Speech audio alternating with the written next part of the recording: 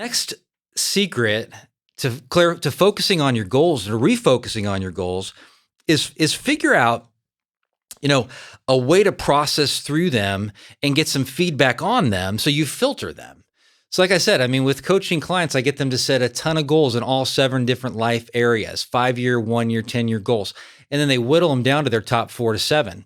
But it is a filtering process that helps them. And so a filtering process can be using a tool like I have an assessment. You give it a score of 1 to 6 in each area based on, you basically give each goal a score. So criteria 1, is it intrinsic or is it extrinsic? And you get 1 point if it's intrinsic, means it comes from who you are inside of you. Criteria 2, is it generous or selfish? 1 point if it's generous. Is it giving back to other people or is it all about you? That kind of thing. Criteria 3, is it approach-oriented or avoidance-oriented? We're going to move towards something we want at a much higher rate. I think we're 100 times more motivated to moving towards something we want than something that we really truly want than something we want to avoid. Like going swimming tomorrow, it's going to be easy for Hunter to do because he wants that. But if it was, studying, it may be, or to not feel bad about doing something different, or avoiding something, it could be very different. So approach-oriented versus avoidance-oriented. Number 4, harmonious versus conflicting. So does it complement my other goals or is it conflicting with my other goals? Is it energizing or is it draining? 1 point for energizing, 1 point for draining, and 0 points for draining. And is it aligned or not aligned with your core values, which I talked about in episode 23. So that's a filter. So you filter them through that way.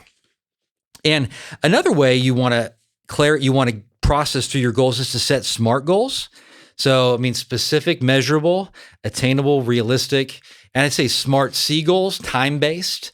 And then the C is for challenging. So it's going to challenge us to do something different potentially or stretch us in some way. Because if, we've always weighed 190, it's not maybe going to be real challenging to weigh 188. So you're going to challenge yourself to go to the next level. So what I want to got some more questions for Hunter right now. So Hunter, what is for you, what is a process that you use to clarify your goals? I think self-reflection, I think that's huge. I think we touched on it earlier a little bit about finding your passions. My passions motivate me. Like I find, it's kind of cliche, but what do you want to be when you grow up? It's a simple question like that it really makes you look inward. For me, that helps clarify the long term, what I want to be, and now let me work backwards. So let me work backwards. How do I get there? So that just kind of step-by-step process. And in my head, it's like, okay, well, once I get this checked off, once I do this, then I can move on to the next one. Then I can move on to the next. So what do you want to be when you grow up then?